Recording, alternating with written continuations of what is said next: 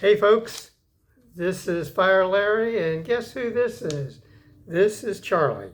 And we're going to be talking about pets today. In this video, one of our subscribers had asked a question, what is it like owning a dog? And what does it take to own a dog or a cat or any other pet? And, what should I be thinking of? So Charlie and I are going to make this presentation today.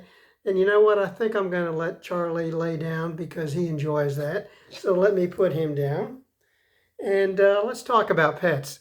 Most of us have probably had pets or knew someone in the family or friends or neighbors that had pets. And when you think back about it, what's the number one reason why a lot of folks get pets? And they don't think about it, but it's because they become emotionally involved with that pet. Maybe they know somebody that has a litter of cats or dogs, or maybe someone went to a pet shop and saw dogs and cats in cages and said, "Oh, I got to have one of those."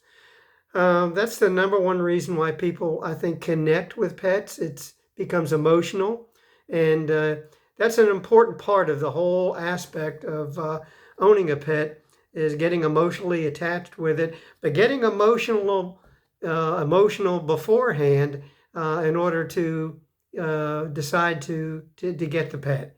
It goes beyond emotions. Yes, there are many reasons to have a pet. A lot of folks want a pet because they provide companionship. And for some folks, they really truly become a part of the family.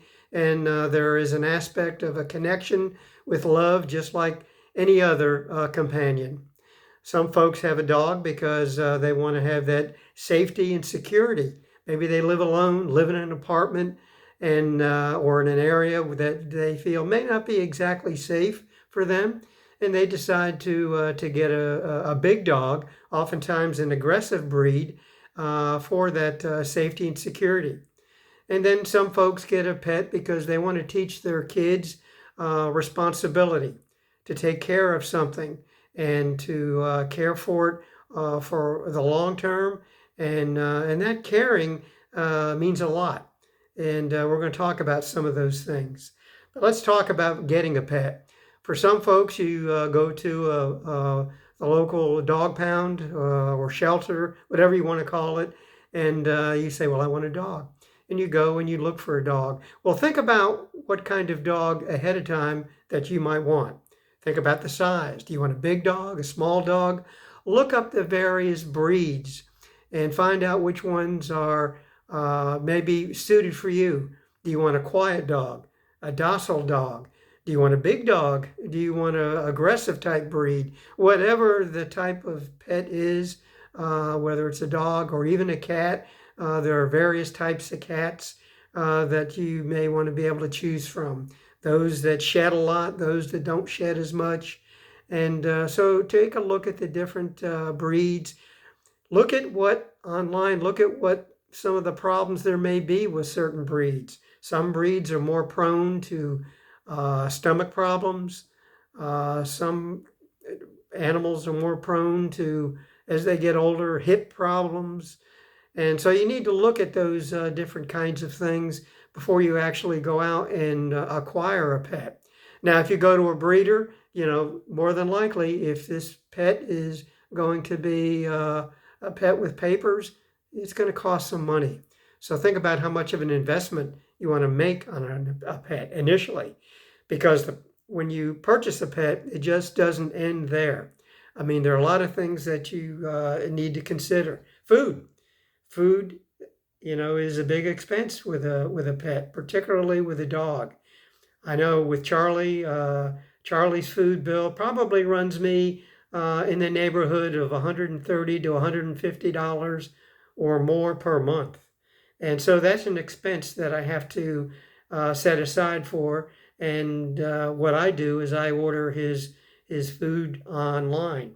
Now, in Charlie's case, he does have a stomach issue, and he has to have low-fat food. So I have to buy him the Hill's prescription low-fat ID, and there's a little bit of an extra expense for that than going to a store and buying a cheap blend. And I would check online about dog foods because, and that goes for cat food as well, because some of those have some issues and have had recalls over the past. So make sure you get a good brand and don't be cheap, and get something that's worthwhile and something that's going to be healthy for your pet.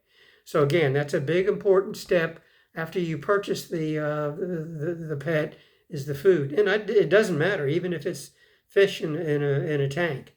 So make sure that you get the best food available for what your pet needs. And you should take that pet to a vet immediately, have the vet examine the pet, and give you some suggestions on dog food or cat food that pet may need. But think about, again, why you want that pet in the first place. Because pets are living longer and longer. I meet folks all the time and they'll say, "How old is Charlie?" And I'll say, "Well, Charlie's over 11." And they'll say, "Well, my dog is over 15." So pets do live longer. I can remember when I was younger, most dogs folks would have for 6, 7, 8 years, and those were considered old dogs. But now they live a whole lot longer than that. So think about, again, the costs associated with acquiring the dog or cat or whatever pet you may have, and then the food. But then there's other things you have to consider. Medications. If your dog needs to be on certain medications, how much is that going to cost monthly? And then think about the annual shots that you may have to get for your dog or cat. Exams. Dogs are just like people. They have to have an annual exam, which includes blood work. And if they get sick, you have to take them into the vet to be examined. And remember that oftentimes this just doesn't happen, overnight. And if it does happen overnight, you're going to have to go to an overnight animal hospital, and that may be a little more expensive, and then there may be dog licenses, and some folks decide they want to get insurance for their dog. So there are a lot of recurring costs that are out there, because of fleas, ticks, and other problems, worms and things that you have to be mindful of with cats and dogs. You make sure that you get a good medication to prevent those problems, and make sure that you administer those meds in a timely manner. It's easy to forget, and if you don't jot it down on the calendar or put it in your phone to remind you, you may forget, and you haven't given your dog or cat their meds in the last 2-3 months. So be careful about that. So there are a lot of recurring costs that you have to be mindful of. And so when you add that all up, it can be literally over a year's time, well over $1,000, $1,500, maybe $2,000, particularly if you have a big pet that eats a lot of dog food and requires you to buy a lot of dog food. So one of the things you have to remember after you purchase the pet also is who's going to take care of it? Is it you? If you're single and you work, is somebody going to come in during the day and take your pet for a walk to make sure that they relieve themselves? Or are you just going to leave them in your home or apartment and hope for the best? And yes, you certainly have to make sure that they're trained so that they can go outside if it's a dog, and if it's a cat, that it's trained to use a litter box. And that usually comes naturally, but you need to make sure that the animal is trained before you start leaving them alone. And what about when you want to go out? Let's say that you get up in the morning and you leave at work 7:30, and you get off of work at 5, and you don't get home till nearly 6. And if you decide to stop off at the store and do some shopping, go to the mall, or decide to go out and spend a few hours out with some friends eating, and that's a long time for an animal to be left alone. So that's why I said, who's going to take care of that pet when you're not available? Now, what if you have a job that takes you out of town? What if you just want to go away for the weekend? What if you want to go on a vacation for a week or two? Are you going to take your dog or cat with you? Can you? Are you able to go to a location that allows you to do that? I know I take Charlie with me when I travel, and I have to make sure that any hotels that I stop at allow pets, and almost all of them, if not all of them, charge an extra fee. And that fee can be $25 to $50 a night on top of just the regular motel fee.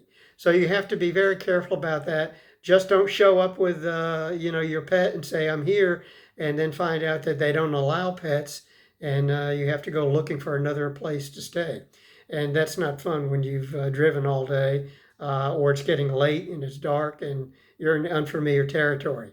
So always check that out in advance. Make your reservations in advance so that you know what to expect, and make sure that the hotel is pet friendly. So there are a lot of things to consider. Consider about others in your household. If you're not living alone, do you have kids? Do you have elderly parents that live with you?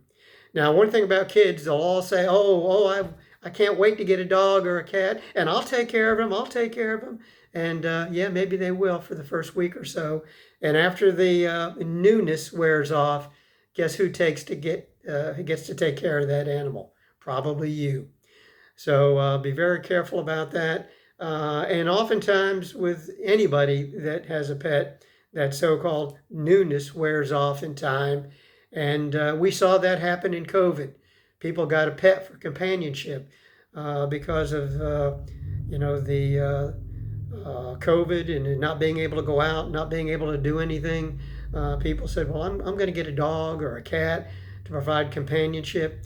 And now that COVID is pretty much over, the shelters are full of animals that people acquired during COVID, and they no longer now want those pets. So be very careful. Make sure you are really, really sincere about getting a pet. And, what you might want to do is, if you have a friend that's got a pet, say, hey, I wouldn't mind watching your cat or your dog for a week or two while you're on vacation. That's good practice, if you want to say.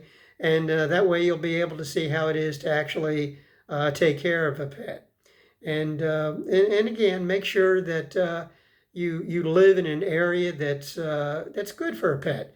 If you live in an apartment, that may not be the best place for a pet because of barking dogs, the problem with not being able to let the dog out during the day because you don't have a yard, and so the dog is cooped up in a house or an apartment and may bark, and you may not even know it. A lot of folks don't realize their dogs bark when they're not there. And then some folks have cats, and they have problems with smells with cats that are associated with cats that are kept inside a house all day. So think about what's best for you. Do you have a yard where you can let your dog go out and play, and maybe even your cat? Is the yard fenced in? So think of all of the things that are associated with having a pet ahead of time. And just don't get a pet because you become emotionally involved, because it's really hurtful if you have to give that pet up and take them to the animal shelter, or try to find somebody that'll take care of them the way that you really want that animal taken care of. So that's a few tips from Larry. Charlie and I have been together for we've been together over 11 years, and we enjoy our company. He's by my side, and I only take him places that allow pets. And if they don't allow pets, well, I don't go there. And if I need to keep them somewhere, I try to find somebody that I can trust, and somebody that will take care of them the way I would like. And I hope that you do the same thing if you get a pet. So if you got any other ideas about videos, let me know, and I'll share what I know, or maybe I don't know. Who knows? And hey, listen, subscribe, and hit the like button. It doesn't cost you anything.